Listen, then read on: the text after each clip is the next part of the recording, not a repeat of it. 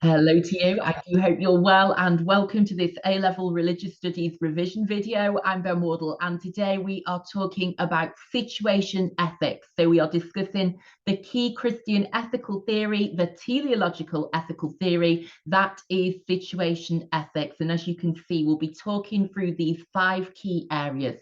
We'll be looking at the background to situation ethics. So how did Fletcher end up devising this ethical theory? We'll be looking in particular at agape, so at the particular kind of love that underpins situation ethics, and we'll be looking at that in the teachings and examples set by Jesus, the man himself. We'll then be looking at Fletcher's 4 presuppositions. So the 4 presumptions, if I can call them that Fletcher makes and that underpin his situation ethics theory. They really are the pillars that underpin situation ethics. So we'll be exploring them. We'll then talk about his 6 working principles. So we'll look at how he sees situation ethics working in practice. And then, of course, we'll be looking at our AO2. So we'll be looking at the strengths and the weaknesses of situation ethics, with reference to other ethical theories as well. So thank you for joining me. Let's get started, shall we? I think in the spirit of doing the most loving thing, I think you need to get a few snacks. Do you know what I mean? Get your favorite foods, get the snacks that you love out, pun fully intended, and let's get started. I'm very excited. I love this topic, actually. I think it's really interesting to consider where Fletcher is coming from, and then to also think about how his theory can actually be applied, and there are some very strong criticisms, for example, from Berkeley, about the fact that this theory really is quite impractical. It sounds lovely, doesn't it, to say, let's always do the most loving thing. But actually, if you're devising an ethical theory that's going to work in the real world, this just doesn't work, because you can't just say the only rule we're going to have in life is do the most loving thing. What would the consequences of that be? Don't humans need more rules, more guidance, more legislation, for example? That is certainly what Berkeley is going to be saying a little bit later on. But first, before we jump straight to the AO2, let's just start by taking a step back and let's meet the key thinkers who we will be discussing today. So I think it's really important to always be linking any points you make in your essays back to the person who said it, just to show the examiner that you've got real expertise on situation ethics. So if you can refer to scholars, that's going to really impress your examiner. So, of course, we'll be talking about Joseph Fletcher, the main man who devised this theory in the 1960s. We'll also be talking about Jesus Christ, the one and only. So we're going back 2,000 years to look at the roots of this theory in the New Testament, in the teachings and examples set by Jesus Christ. We'll be looking at William Temple, a former archbishop who heavily influenced Joseph Fletcher in terms of talking about the importance of love in Christian ethics. We'll be talking about Pope Pius XII, who was a critic of situation ethics, and he really represents the Catholic Church's criticism of situation ethics. They side with natural moral law as a Christian ethical theory. Although we will talk about how Pope Francis has been maybe more liberal and has put more emphasis on doing the most loving thing. So we'll consider that later. We'll be talking about William Berkeley. He's looking quite happy there, but let me tell you, he is not happy about situation ethics. We'll be talking about his book, Ethics in a Permissive Society, and it's fair to say he is not impressed with Fletcher, and he completely annihilates most of what Fletcher says. So lots to talk about there. And I also want to draw your attention to the fact that Jeremy Bentham is very important when we talk about situation ethics. We know that Fletcher was inspired by Bentham and his utilitarianism. Of course, situation ethics and utilitarianism are both teleological, they're both consequentialist theories. But in particular, Fletcher was inspired in creating his agapeic calculus by Bentham's calculus, his philosophic calculus. And so we'll be looking at some comparisons between Bentham's secular approach to ethics and then how that inspired, I'm making up words now, do excuse me, I meant to say inspired Fletcher and the development of situation ethics. And as I say, we will constantly be making those links between the ethical theories. Very important that we do so in terms of developing our evaluation, developing our critical analysis, and showing the examiner that we are experts in religious ethics. So plenty of opportunities to make those links, to make those connections, and we'll be looking out for those opportunities throughout today's revision video. Before we do get started, I just want to start by going over a couple of key terms. I think these key terms are really important for us maximizing our marks in the AQA religious ethics exam. So the first key term is agape. Now, we'll be talking in just a moment about what kind of love Fletcher talks about, or he means when he says you should do the most loving thing. And to give you a little spoiler, it is agape, which is defined as unconditional, selfless love, the highest form of Christian love. Yeah. So when Fletcher is saying do the most loving thing, he is talking about a particular kind of love, you know, and I think we all use the word love in a much more relaxed way, if I could put it like that. You know, you might say, I love the Kardashians, I love a mince pie. Sorry, I'm filming this just before Christmas. You know, it sounds very random if you're watching in the summer. You might say, I love a mince pie, I love a green tea. If you may, don't judge, you know, but actually, when he talks about doing the most loving thing, it's not love in that kind of emotive way, if I can put it like that. It's this unconditional, selfless love modeled by Jesus Christ, and we'll talk about that in a moment, and seen as the highest form of Christian love. The agapeic calculus then is, as I said, parallel to Bentham's philosophic calculus, and it is a way of deciding action. So obviously, situation ethics is about deciding in that situation what is the most loving thing to do, what course of action to take. And the agapeic calculus is designed by Fletcher to help you make that decision. So you're not just stood there going, what is the most loving thing to do? He actually gives you a little calculus to calculate and make your decision based on that. So, you know, that's his little tool. He might have created an app if apps existed back in the 60s, and we could all get out our agapeic calculus and be calculating in every situation. Antinomian, I can't say the word, excuse me. I started that so confidently. Antinomianism, there we go, is really important. It's a really fancy word, and it just means against law. So you are anti-norms. That's how I like to remember it. It's the belief that there should be no laws or principles governing behavior. I'm not going to attempt to say the word again, but there it is. So it's this idea that you are completely against rules. And of course, that would lead to anarchy. Legalism, I can say that word, is strict and rigid conformity to all laws and rules. So we would associate this with natural moral law. So in contrast, legalism is about always following the rules and being very strict in, as I say, following them and sticking to them. An intrinsic good then is something that is ethically good in and of itself. Now, in Fletcher's theory, the only intrinsic good is love. Everything else is subjective, and we'll talk about what that means a little bit later on. Okay, let's talk about his 4 presuppositions then very quickly. Personalism, this is the idea that morality should be about people, not rules. So you should prioritize people rather than following rules. Positivism, this is the idea that love is the only intrinsically good thing, and you hold that belief by faith rather than fact. So you have faith first, and then you work out how to back that belief up. This is very similar to St. Anselm's ontological argument and the idea that faith precedes understanding. And this is one of your key, as I say, presuppositions, one of your 4 presuppositions for Fletcher's situation ethics. We then have pragmatism. Very simply, this means that we should do whatever works in the situation. So it's doing the most practical thing in each circumstance.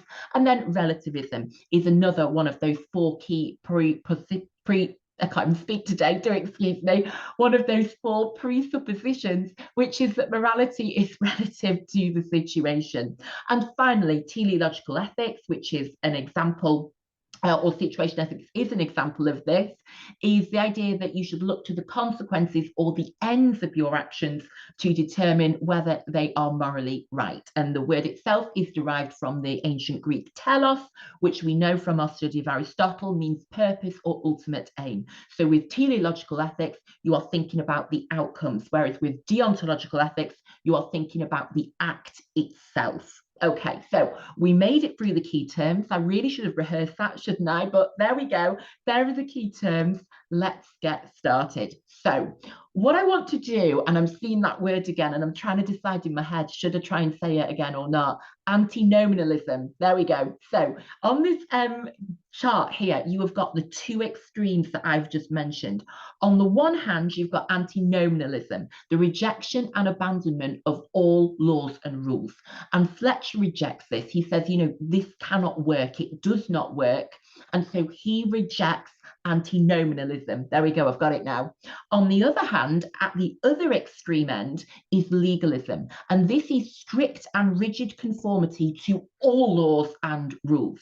So as you can see, you've got these two extremes when it comes to rules and laws. On the one hand, you've got the complete rejection and abandonment of them. And then on the other hand, you've got strict and rigid conformity to all of them. And as I say, Fletcher sees these as the two extremes, and he rejects both of them. And instead, he says we need to find a middle ground. And that middle ground is, believe it or not, situation ethics. So situation ethics is all about taking this middle ground between the extreme of antinomianism, when there are absolutely no laws and rules, and the extreme of legalism, where you have strict and rigid conformity to every single tiny rule and law.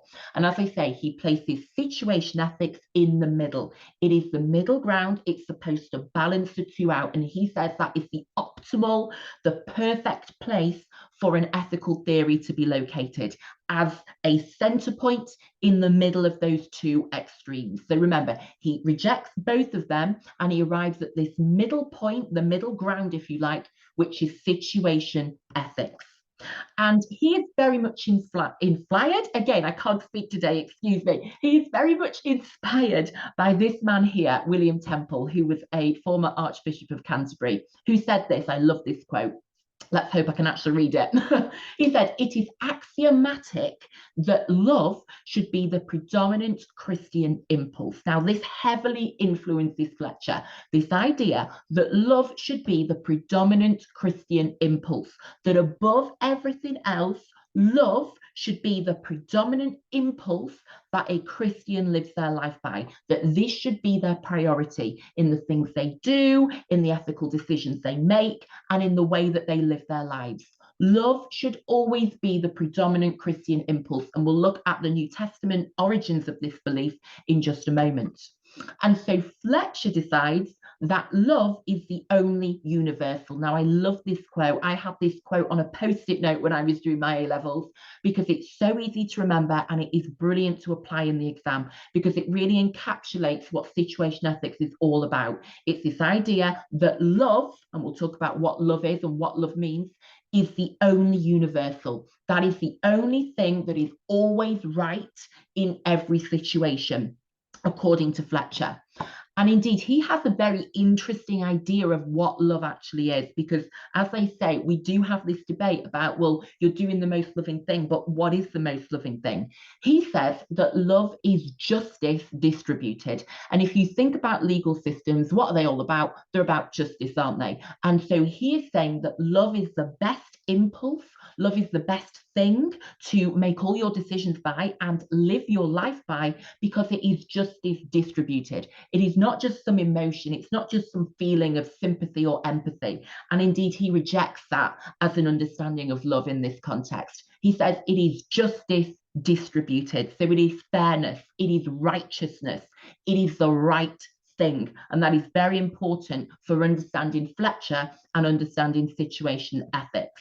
So that does lead me on to this question of what do we mean by love? And I think it's very, very important that we establish this from the outset, because when you're talking about situation ethics, you're constantly going, do the most loving thing. But what do we actually mean when we say do the most loving thing?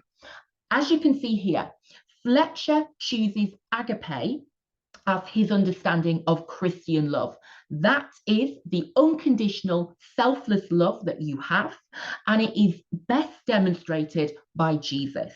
His love was not subjective. His love was not based on, I really like your hair, I'm going to help you. I really like your outfit today, let me give you some salvation.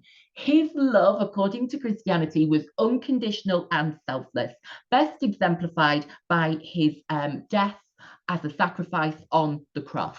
He did that as this act of unconditional, selfless love. He gave up his life for all humanity. That is the idea at the core of Christianity. And so agape is what we mean when we talk about Christian love in the context of situation ethics.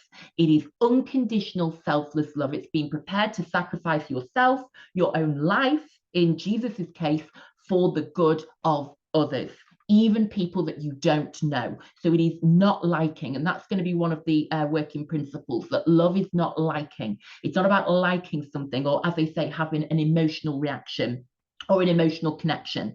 It is unconditional, it is selfless. So very important we know that. In contrast, we do then have other kinds of love that the Greeks spoke about. So eros, for example, which was erotic, passionate, sexual love. That is obviously not the kind of love Fletcher is talking about in situation ethics. You don't think, what is going to be the most erotic thing to do in this situation? Let's do that. Philia, again, friendly or friendship love between equals. Again, you know, that's kind of conditional, isn't it? Based on being friends with somebody. Again, that's not what situation ethics is. And then storge as well, which is family love, especially of parents and children.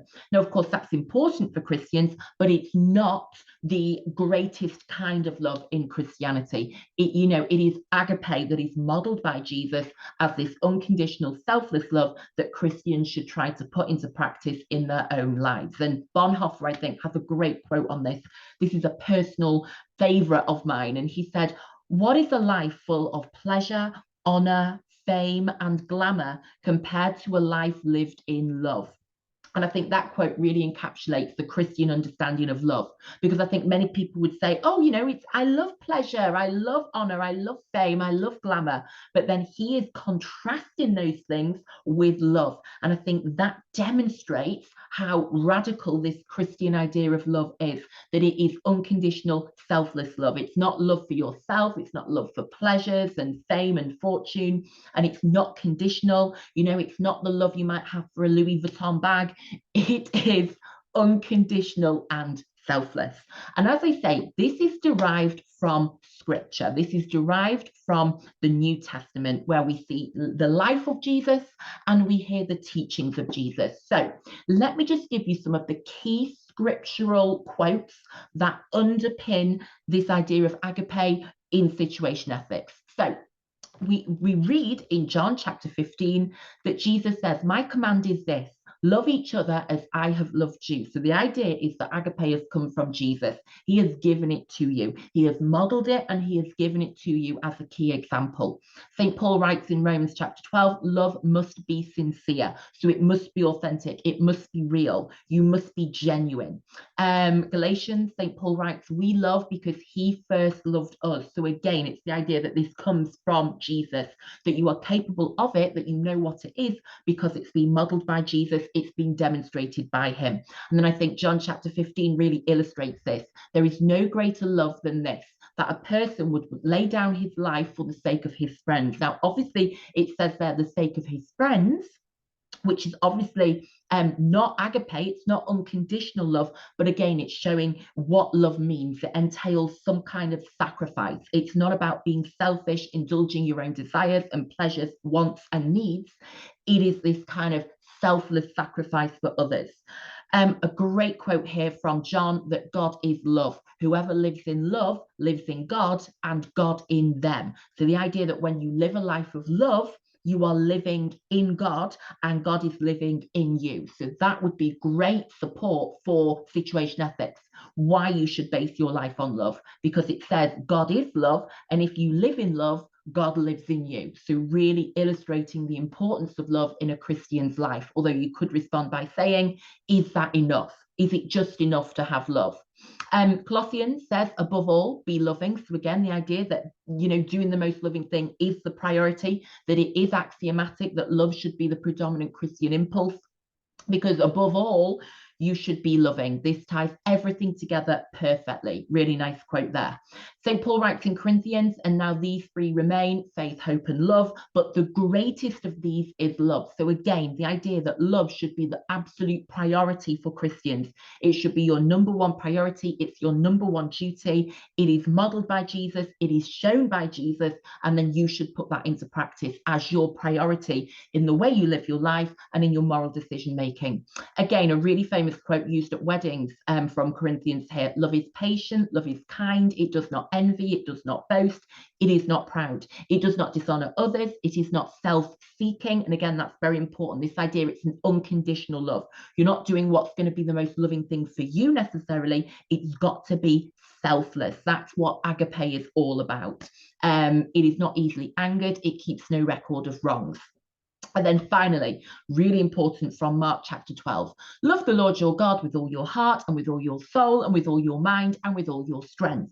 The second is this: love your neighbor as yourself. There is no commandments greater than these. So the idea that Jesus himself not only models love in, his healing and his kindness and then his death for others, but then he also explicitly teaches that love is superior to all the other rules and all the other teachings. There is no commandment greater than these, to love your neighbor as yourself. And of course, that is known as the golden rule. So you might want to pick a couple of those quotes that you could use in an essay to show your examiner that you do understand, the foundations of situation ethics in the New Testament, in the life and teachings of Jesus, who is the key role model for Fletcher, who is the key example for Fletcher in terms of what it actually means to live a life of love and to do the most loving thing in each situation.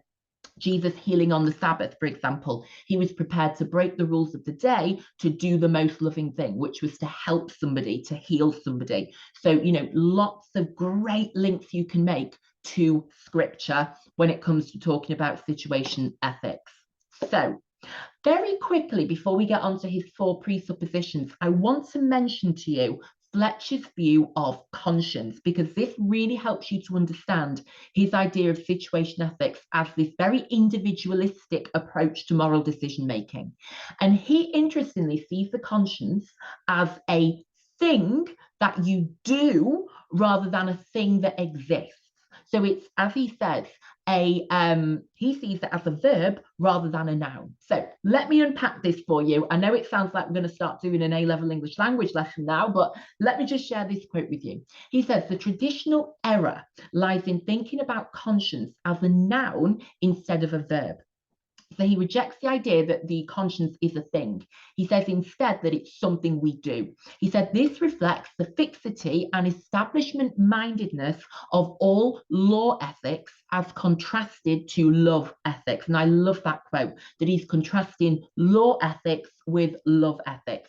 His theory is very much one of love ethics. Of course it is. And he's very critical of, the rigid nature and the legalistic nature of what he calls the law ethics.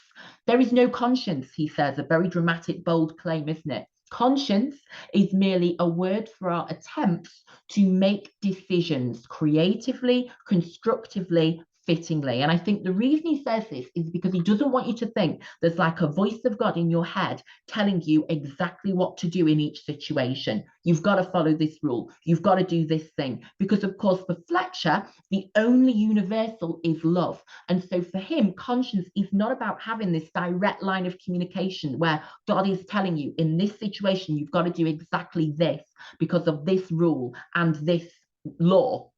He is saying that actually conscience is a process. It's an attempt to make decisions.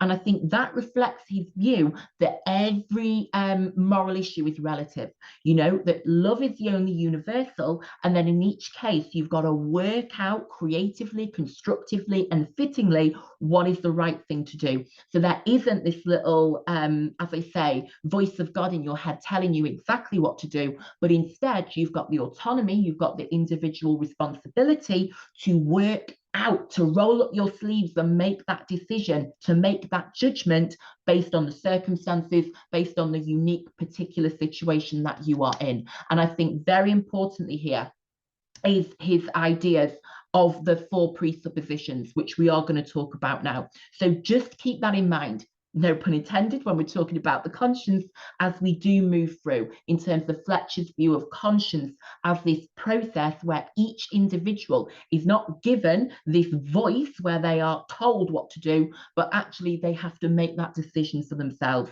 He gives the individual complete autonomy and complete responsibility to assess the situation and then to make a judgment on what is the most loving thing to do. And of course, that's where your agapeic calculus is going to come in handy as well. So, you know, if he could get that app on the App Store soon, we'll all be whipping out our phones and putting in the data and finding out what we should do in each situation. So these 4 presuppositions, what I'm going to do now is talk you through all 4. So pragmatism, relativism, positivism, and personalism. If you would like to fill in the table as I go through them, then you are very welcome to get the full PowerPoint now. The link, as it says there, is in the description box below, or you might want to just get a piece of paper, get your notepad out, and then scribble a few notes as we do go through them. So the first one is pragmatism. And pragmatism is based on the idea that situation ethics is about seeking practical solutions. So when you hear the word pragmatism, all you need to think is practical. It is that easy to remember. It's just a fancy way of saying do the most practical thing. Don't stick to a set of rigid rules and expectations, but roll up your sleeves and do the most practical thing. And we can link this to William James, who we've met when we spoke about religious experiences, because he was a pragmatist. And he said, a pragmatist turns his back upon fixed principles and pretended absolutes. So when it comes to situation ethics, we turn our back upon fixed principles. So for example, the 5 primary precepts of natural moral law, we don't need to stick to them. We need to roll up our sleeves and seek out a practical solution that actually works in the real world. Now, I've put there that it is actually quite similar to utilitarianism and the principle of utility, the idea of doing whatever is most useful. Yeah, this idea that ethics should be about doing the most useful thing. But I think that is quite a tenuous link. So you might not want to make a big deal of that, shall we say. But I'm just trying to help to sort of compare these ethical theories and get a sense of things that they might have in common. And then we'll also look at differences. But yeah, the first presupposition is pragmatism, that situation ethics is all about seeking the most practical solution for each situation, the thing that will work rather than just sticking to the norms, sticking to the traditions, sticking to the rules. Second one then is relativism, and this is simply the idea that morality should be relative to the facts of the particular situation. So of course, you know, as I've put here in the quote, the situationist is going to avoid words like never do this, or this is the perfect way to approach this situation, always do this, or, you know, the teachings are complete, and you are going to avoid them as you avoid the plague. That is what Joseph Fletcher said, because you always believe that morality is relative to the facts of the particular situation that you find yourself in. And of course, Fletcher believes that love is the only universal, and then you should apply that to each situation. So beyond love, there are no absolutes. Everything is relative. And as Peter Vardy said, it all depends is a well-used word. Actually, it's a phrase, Peter, but let's not dwell on that. Used by a situationist. So what he's saying there is a situationist is always going to say, well, it all depends on the situation. Morality is always relative to the facts of the particular situation. So when you're thinking, is that the right thing to do? Should you do that? The situationist is going to say, it all depends on the particulars of that situation. So you can't make that judgment in advance. You have to be in the moment, in the situation, deciding what works in that situation. So, you know, building on pragmatism and saying morality is then relative to the facts of that particular situation you find yourself in. Positivism then, okay, a little bit more complex now. So this is the idea that belief in a God of love is what we call posited. So it is proposed and then it is supported. So like Anselm, so say like Anselm, who divides the ontological argument, Fletcher believes that faith comes first. So we have to have faith in a God of love. That is not something that needs to be proven before we believe it. We need to put our faith in a God of love. And then, because we have a belief in the supremacy of love, because of this, we then reason out what supports that love in the situation that faces us.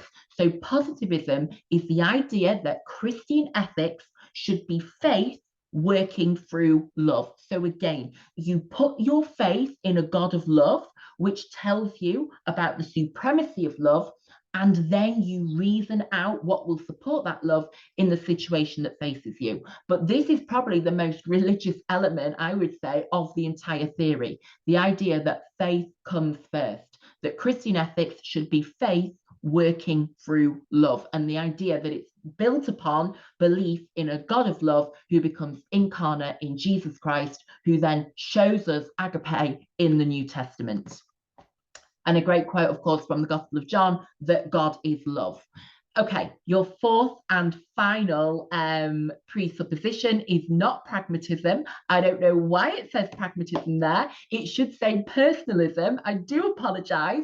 Big error, big mistake. If you do download the PowerPoint, that will be corrected, but please do ignore that. I am very embarrassed right now. So personalism, situation ethics puts people at the center of concern. People, and I love this line, people are to be loved, not rules. You should prioritize people over the rules. And Joseph Fletcher said this, drop the legalist's love of law and accept only the love of law. I mean, law of love, excuse me. That is your key killer quote. I love that. Drop the legalist love of law and accept only the law of love. You know, legalists love their laws. They love the laws more than they love people. So they stick to the laws and they talk about the laws, but they don't then actually apply love in the real world. The only thing that they love are the laws. And so he says, whereas a legalist asks, what does the law say? The situationist asks, who is to be helped? And I think one of the best examples of why situation ethics is about personalism is this line here. God became incarnate in a person, Jesus Christ. So we've just said when we spoke about positivism, that situation ethics is all about this idea that you have faith in a God of love. And then that God of love becomes incarnate in the world as an act of love in order to teach love, to demonstrate love, to exemplify love in the person of Jesus Christ, who then becomes the key role model for those who follow situation ethics.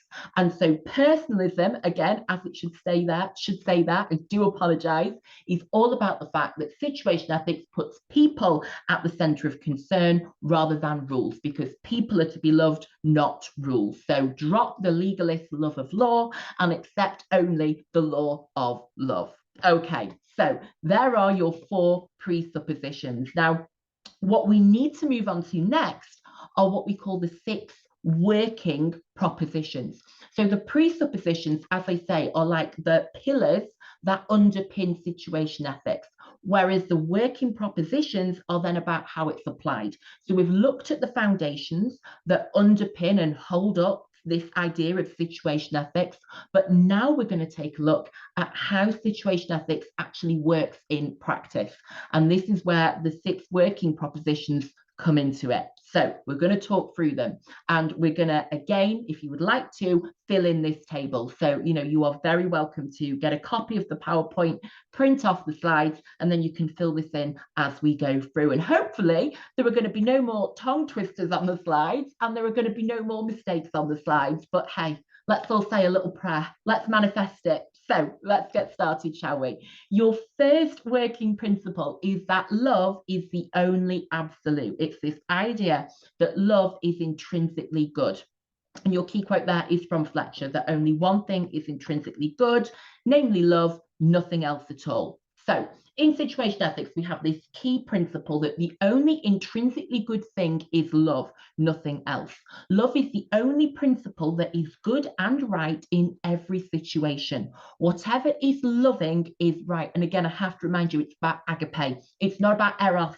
It's not about your love for TikTok. It's not about your love for Toblerone. It's about this unconditional, selfless love demonstrated by Jesus. It is the one regulative principle of Christian ethics. So again, we can go all the way back to William Temple. You know, it is axiomatic that love should be the predominant Christian impulse. And then Fletcher himself saying love is the only universal. Love is not something we have, but something we do. Remember when Fletcher said that love is justice distributed. It is not a feeling, it is something that we do. Again, quite similar to his idea of conscience as well, isn't it? And he says the situationist holds that whatever is the most loving thing in the situation is the right and good thing. It is not excusably evil, it is positively good. So there is your key core belief in situation ethics, that whatever is the most loving thing in the situation is the right and good thing. And again, the agapeic calculus is what Fletcher offers us to work that out in each situation. And remember, the theory is founded upon relativism and the idea that morality is dependent on the circumstances. So there is no guidelines beyond do the most loving thing, because it's always going to be relative to the particulars of the situation you're in. Okay, a second principle then is that Christian decision-making is based on love. So this is a key quote from Fletcher, that the ruling norm of Christian decision-making is love, nothing else. So it is love alone that is always the right thing for a Christian to use when making their moral decisions. And of course, as Fletcher said, let's see if I can actually say it correctly this time, drop the legalist's love of law and accept only the law of love. So drop the legalist love of law and accept only the law of love. There you go. Great tongue twister. Great vocal warm-ups if anyone's also doing A-level theatre studies.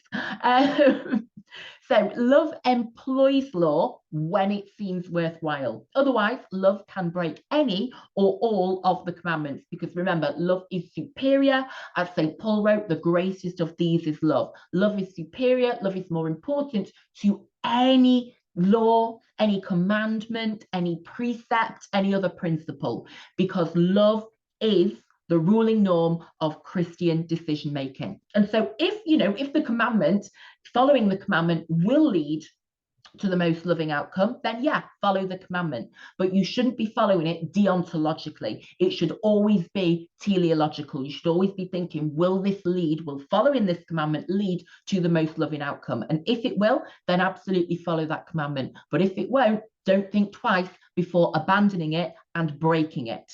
Now, I've noted here a quick AO2 consideration for you, because we could consider, is love actually the only thing a Christian should consider when making their moral decisions? What about, for example, all the other rules and laws in the Bible? There are over 600 rules in the Bible, for example. Or what about the other teachings from other sources of wisdom and authority? So if you think about, all the teachings in the Catechism of the Catholic Church, for example, is it right that you should just abandon thousands of years worth of ethical thinking from the church to just do the most loving thing based on your own personal judgment in that particular situation? And so actually, if you think about a Christian, so thinking, as I say, about paper 2, sources of wisdom and authority, what does it mean to make a moral decision as a Christian? Should you not be consulting the Bible? Should you not be consulting the church teachings, and thinking, right, what are the laws here? Should I really be prepared to abandon all of those teachings and all of those laws and rules to make my own decision about what is loving in this particular situation? It certainly gives a lot of autonomy to the individual, that is for sure. And that is why the Catholic Church is not impressed at all. You will not be surprised to hear. Okay, your next one then is that love and justice are the same. So again, we're thinking a bit more about what do we mean when we say do the most loving thing.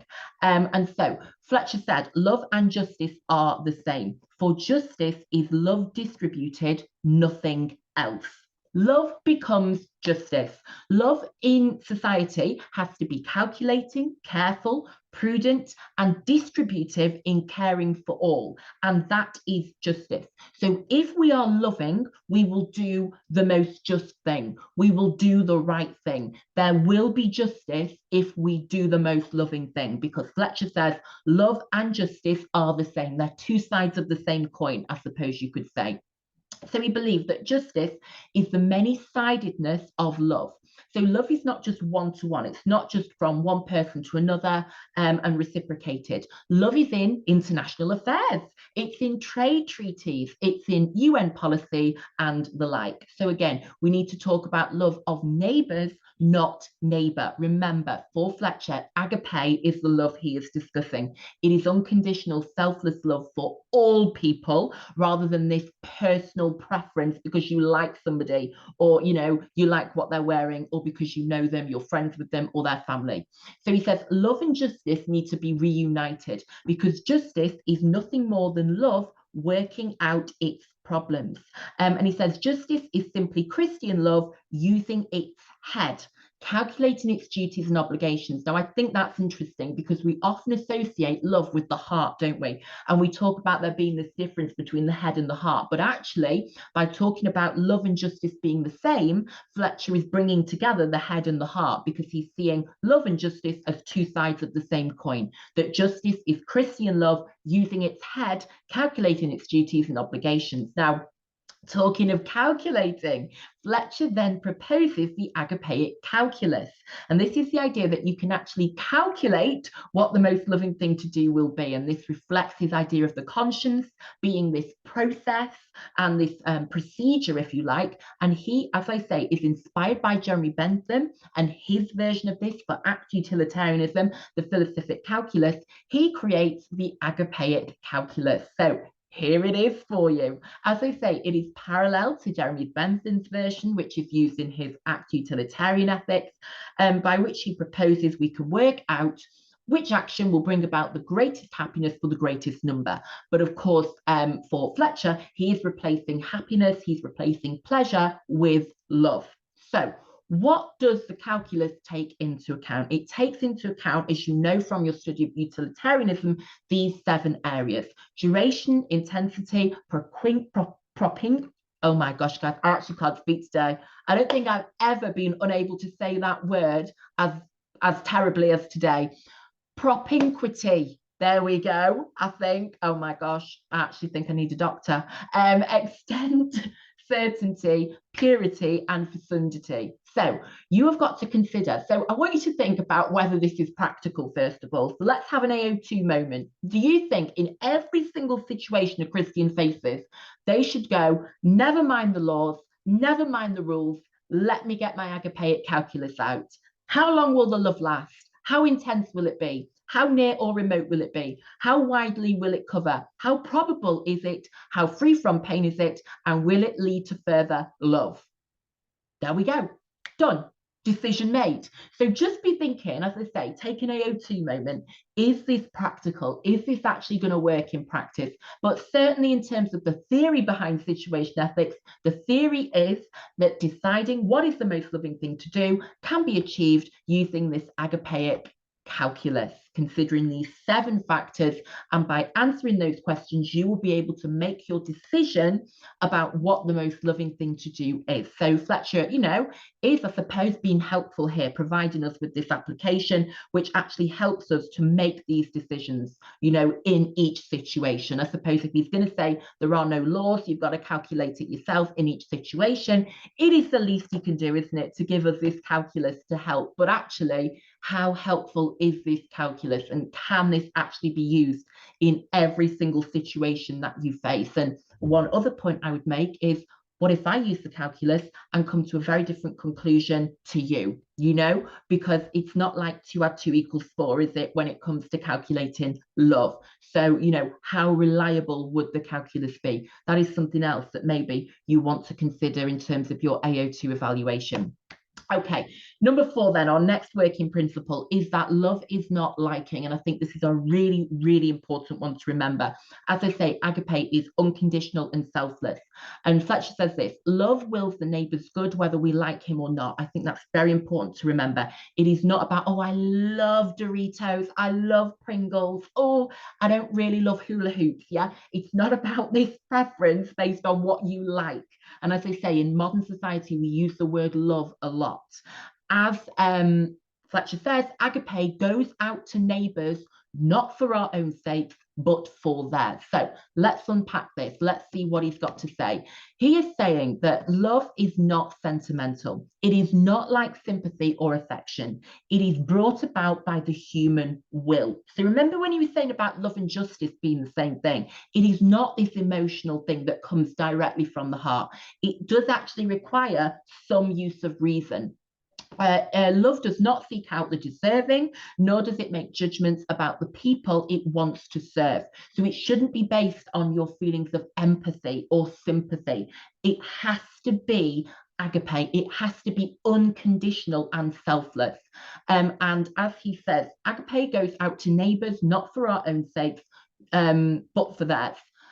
Not for theirs, sorry. No, I will start that again. Agape goes out to neighbours, not for our own sakes, not for theirs, really, but for God's.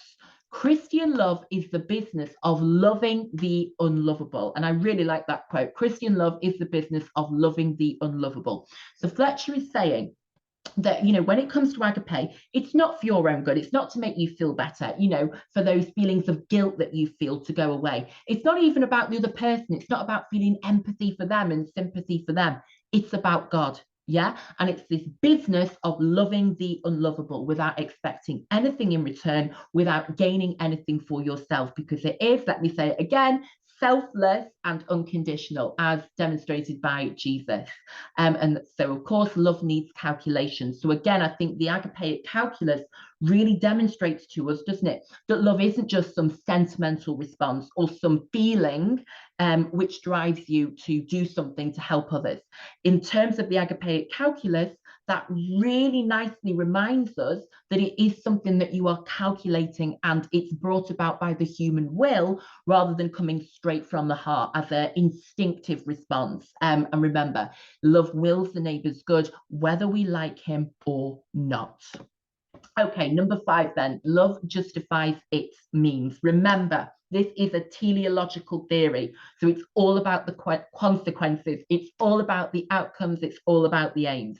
And Fletcher says we cannot refuse to do a deed which has a mainly good end just because it entails some evil. The end justifies the means. And again, this is where we see similarity with utilitarianism, don't we? Because again, utilitarianism is the idea that the end justifies the means. Fletcher says, what is sometimes good may at other times be evil, and what is sometimes wrong may sometimes be right, when it serves a good enough end, depending on the situation. Of course, it depends on the situation, Fletcher. So love justifies its means. The end justifies the means. So, of course, the Catholic Church says that certain things are always intrinsically evil, that certain things are in and of themselves bad and wrong. And Immanuel Kant, of course, our key deontologist, oh my gosh, I cannot speak today, our key deontologist, I need to lie down, our key deontologist, there we go, I can't say the word, says that certain things are in and of themselves wrong. So, for example, he says you are never justified to lie, even if it's to save a life. You're never justified to steal, even if it's to feed your starving baby. And it's from a big multi-billion-pound supermarket, if we were applying Kant to the modern world and talking about Tesco. So for situation ethics, the end does justify the means. Yeah, only indeed the end justifies the means, nothing else. And so Fletcher says there are 4 factors to consider when judging a situation. He says, number 1, what end do we seek? Excuse me, guys, I just need some of my Ribena. Honestly, what end do we seek? Number 2, what means do we use to obtain it? Number 3, what motive is behind our act? And number 4, what are the foreseeable consequences? And so they are the 4 factors that we need to consider when judging a situation. And a quick AO2 note that this is similar to utilitarianism, but it is in stark contrast, as they say, to Kantian ethics. So this is very much showing you why situation ethics is a teleological ethical theory, because it's saying that only the end justifies the means, nothing else. In stark contrast to Kant, who assessed morality on each and every action. With situation ethics, you're taking a step back and you're saying, right, what is the outcome going to be? What is the aim here? What is the end goal here? And then how do we get there? And as I say, the end then justifies the means that you use to get there. Okay, and then finally, really important one, and it's not going to come as a shock to you. It's that love's decisions are made situationally, not prescriptively. So, really great quote from Joseph Fletcher is that love's decisions are made situationally, not prescriptively. So, he says that Jesus, in his example in the New Testament, was a situationist himself. He was prepared to break the laws of the day in order to show agape. And our key example from Luke 6 is that he healed on the Sabbath. So he was prepared to break the rules of the time in order to do something loving, to help somebody else. Jesus, and this is a separate point, but an equally important point, did not give any teachings on sex ethics, such as contraception, homosexuality, or sex before marriage. Given this silence, Fletcher says, love has to decide in the situation there and then. So Jesus didn't teach about these things, but what he did teach is that there is no commandment greater than loving your neighbor. So Jesus didn't give us specifics on these issues, but he did give us a very clear instruction to do the most loving thing. And so for Fletcher, that is key, that love's decisions should therefore be made situationally, not prescriptively. Now, again, this is in stark contrast, isn't it, to the Catholic Church and the Catechism, for example, which gives very, very clear teachings on why contraception is wrong, why homosexuality is wrong, and why sex before marriage is wrong. But for Fletcher, Jesus didn't speak about this, and therefore we have to focus on what Jesus did speak about, which was love. And then Jesus's example, such as healing on the Sabbath, suggests that Jesus was prepared to break the conventional rules and laws of society of the day in order to do the most loving thing, in order to show agape. So that is the foundation from the New Testament for Fletcher's thinking here for the 6th working principle. And so he says whether any form of sex is good or evil depends only on whether love is fully served. He says morality is situational, not prescriptive. And so on the issue of same-sex relationships, for example, Fletcher would say, well, is love fully served in this relationship? Is it loving? Is the end of the relationship, if you like, loving? And so the morality is situational to that particular couple in their particular relationship, rather than being prescriptive and saying that 2 people of the same gender can never be in a Christian relationship that could be blessed by the church, for example. In sort of contrast to this, we're going to talk about Berkeley, who argues that society needs rules in order to function. You cannot just say that everything is based on the situation, that you cannot prescribe ethics at all. He's going to say we do need a prescriptive approach to ethics. We do need to give people rules and laws to follow. Otherwise, we're going to end up with absolute chaos. We're going to end up with absolute anarchy. Okay, so we have made it through the 4 presuppositions and the 6 working principles. If you are still with me, then you do deserve a moment to just breathe. So you might want to pause the video, have a drink, have a snack. Do you know what I mean? And then we will continue. We're going to look at some applications. We're going to look at some comparisons to other ethical theories. And very excitingly, we are going to look at the strengths and the weaknesses. So very quickly, what I want you to do is just think about how you might apply situation ethics to these moral dilemmas. So I've got 6 moral dilemmas here for you that you could be confronted with as a Christian, hypothetically. And, I want you to think, if you were following situation ethics, if you were Joseph Fletcher, what would you do? What would you say? If you got the agapeic calculus out, what result do you think you would come to? So, for example, a same-sex marriage, abortion after rape, allowing euthanasia, stealing to feed your starving child, committing adultery, or granting a divorce. Now, of those, off the top of my head, I would say probably committing adultery is the only one, situation ethics, I cannot see it allowing, that I cannot ever see as being justified as the most loving thing to do. But you might disagree with me. So do let me know down in the comments, if you were applying situation ethics to these moral dilemmas, thinking about the fact that love's decisions are made situationally, and that love is the only universal, what do you think situation ethics would say about these 6 moral dilemmas? So yeah, very interested to hear what you think down in the comments below.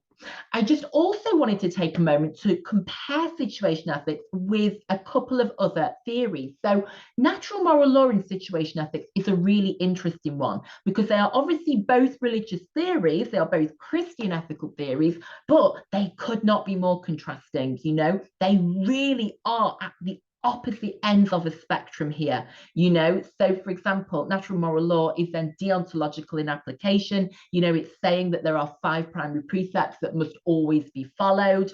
Obviously, the unbending absolutism of natural moral law makes it legalistic and inflexible, which, would surely bring Fletcher out in a rash. That is the absolute opposite of what he believes in when it comes to Christian ethical decision making. It is obviously legalistic as it prescribes those 5 primary precepts.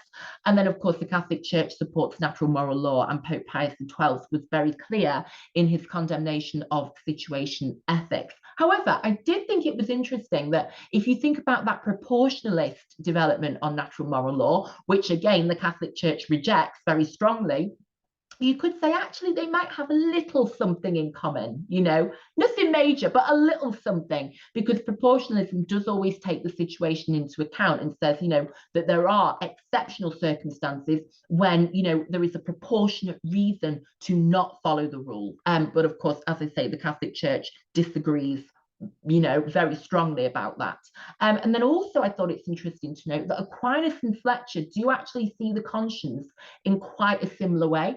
Both of them see it more as an act, with Aquinas it's about the use of reason, and with Fletcher it's about a process as an act rather than a thing. So they both do seem to see conscience more as a verb than a noun. But again, I think that's where the similarities end, isn't it? Natural moral law is great for critiquing situation ethics because of that contrast in them. Utilitarianism is an interesting one then, because, both are teleological and consequentialist. Bentham's calculus, as we've said, inspires Fletcher's. And as I said earlier, situation ethics focuses on pragmatism, which I think is quite similar to that principle of utility, usefulness. So they're both, very practical, and they're both about the consequences, and they both provide a calculus. However, you do then have key differences. Utilitarianism is secular. I think that's a really big difference. You could say utilitarianism is more applicable to more people because it doesn't depend, as we know about positivism, it doesn't depend on belief in God. Bentham's utilitarianism is focused on pleasure and happiness rather than love. So it's got that different key value. And then, as we said, situation ethics is positivist. It's about faith preceding understanding, whereas utilitarianism is empirically based. It's based on the idea that we can observe mankind has been placed under 2 sovereign masters, pleasure and pain.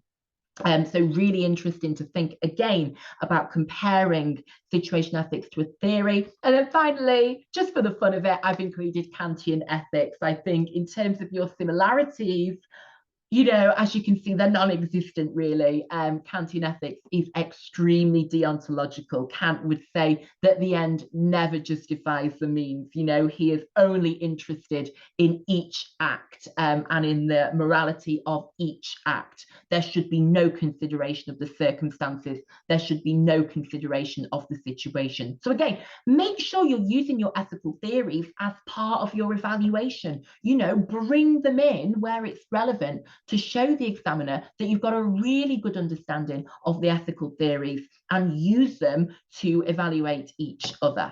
Okay, so we are going to do some evaluation now. We're going to have a look at a couple of strengths and a couple of weaknesses for situation ethics. So your first strength that I want to give you is that for a Christian, it's great because it's grounded in Jesus's key teaching of agape. So situation ethics is grounded in the teaching and example set by Jesus, the key figure, as we know, the exemplar in Christianity. He is the key Christian teacher. He is the reason Christianity exists. The entire religion is founded upon him. And he taught very clearly, love your neighbor as yourself. Jesus taught this central message that we should love God and love our neighbor. There is, he said, no commandment greater than these. Everything else, including the law, hangs on this kind of love that is taught by him, commanded by him, and modeled by him in his life, but then also in his death. And of course, we've got particular stories that can back this up. So John chapter 8 is the story of the adulterous woman, who the Pharisees, who would be seen as the legalistic people of the day, would have stoned in accordance with the law of Moses. So again, talking about the law and sticking to the law, loving the law rather than loving people, as Fletcher said.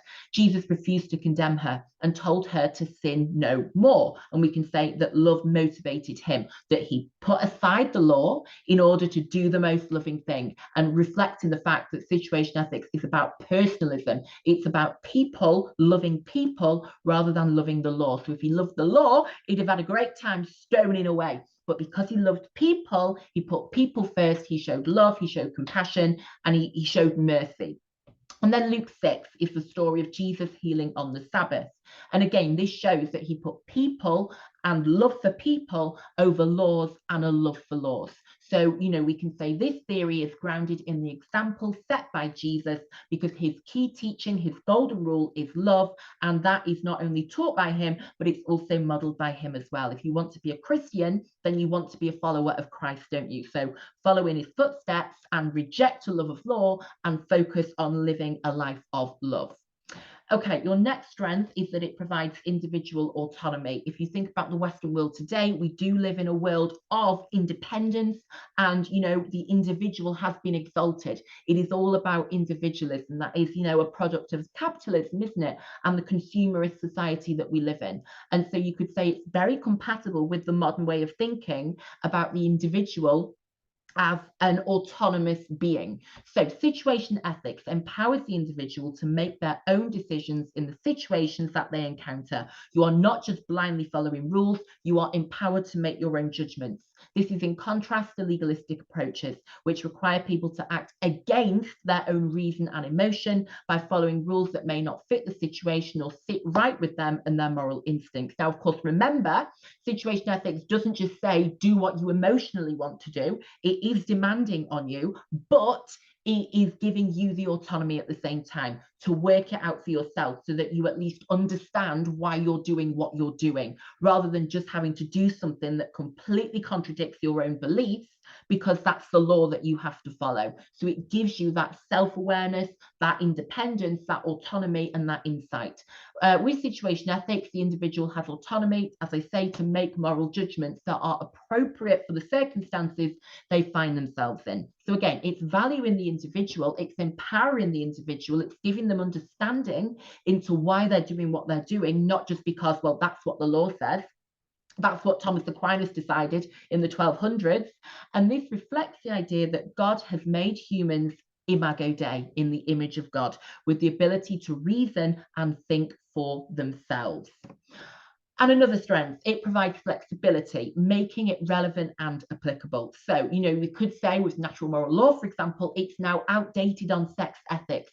Society has moved on. Natural moral law is stuck in the past because it is legalistic and inflexible. Whereas situation ethics, because it is so based on the situation, continues to be relevant because it provides flexibility in moral decision making, reflecting the complexity of life and the uniqueness of the situations we find ourselves in. It can accommodate modern developments, for example, medical advances, new understandings of human sexuality, and new technologies. Natural moral law can't talk about TikTok, it can't talk about Instagram, whereas situation ethics can be applied to these situations precisely because it's situational, it's relative, and it's flexible.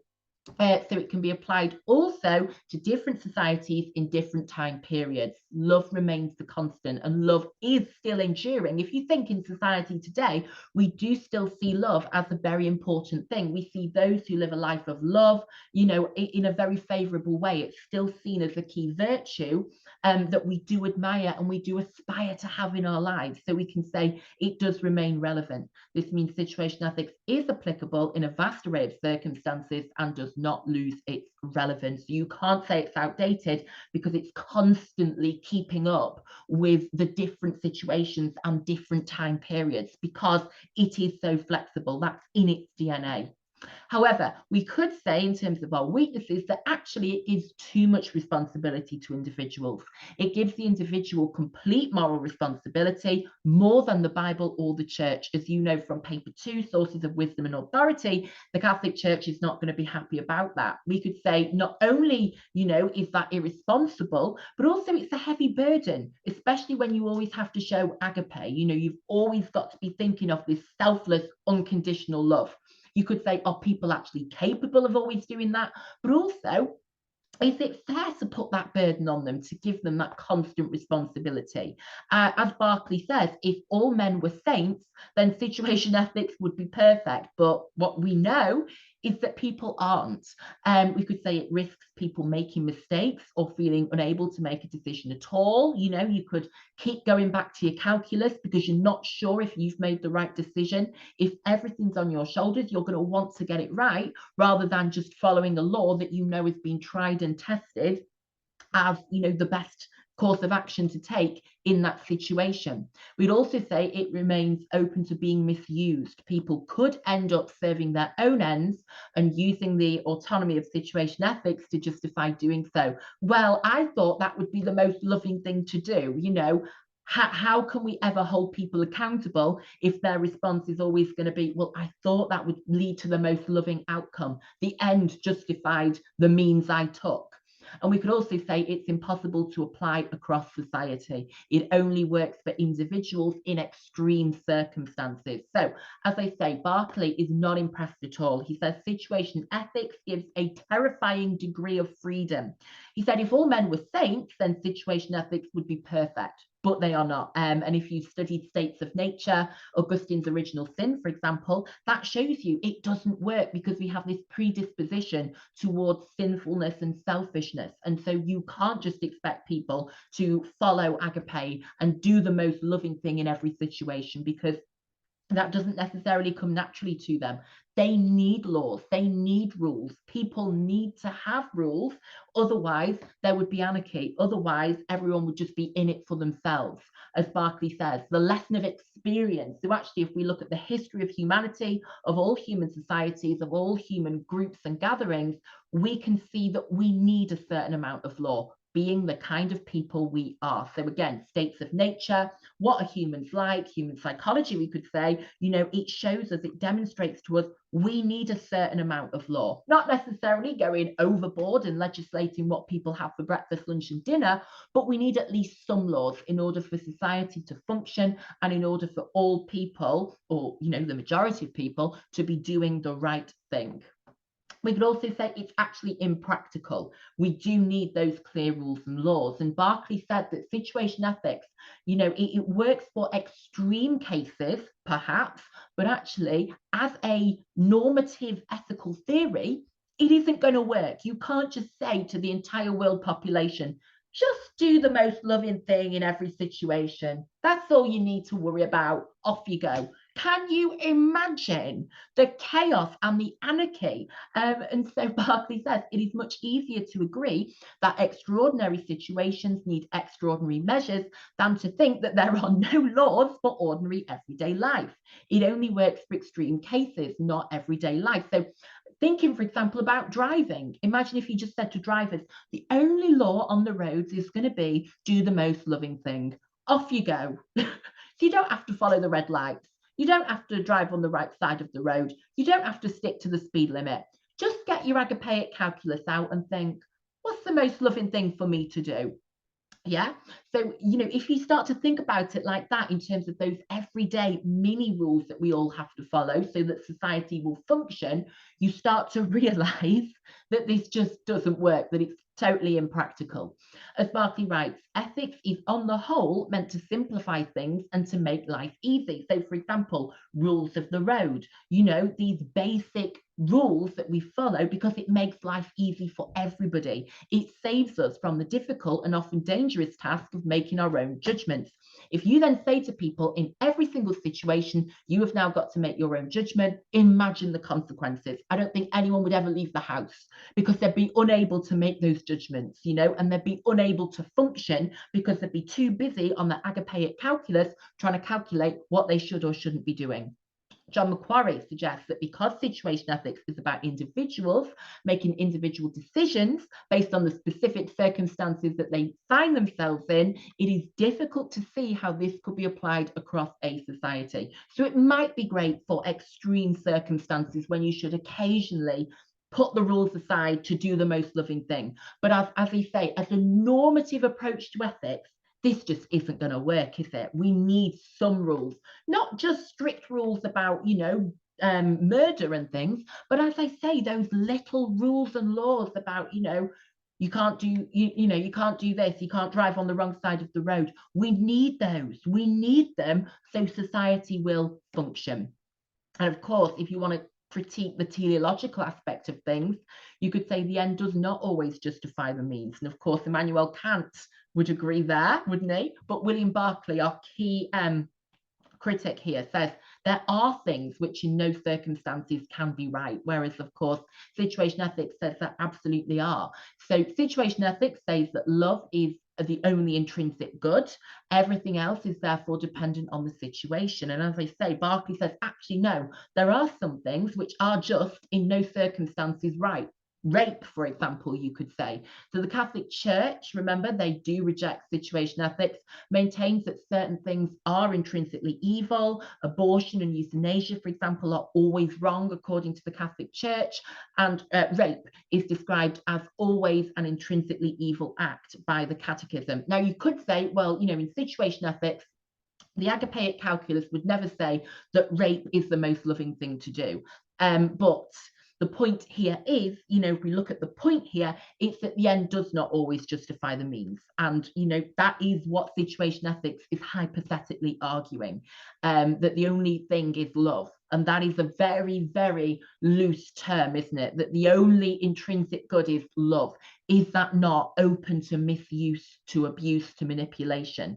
And then, of course, the problem with calculating it is that love could end up justifying things that are not right. Yeah. So he gives the example of breaking up a family relationship in the name of so-called love as something that can never be right. So again, what could this theory end up justifying? Where would we end up? A criticism of utilitarianism is that it becomes a swine ethic. What kind of things does it justify? For example, utilitarianism could, justify gang rape, for example, the greatest pleasure for the greatest number. Think about what could this justify? What is loving? Obviously, if you are applying agape very strictly, it's got to be that unconditional selfless love. But how many people, as we've said, are actually capable of consistently applying that in their ethical and moral decision making? And so that is it from me today. Any questions you have, do let me know in the comments. Thanks for watching and goodbye.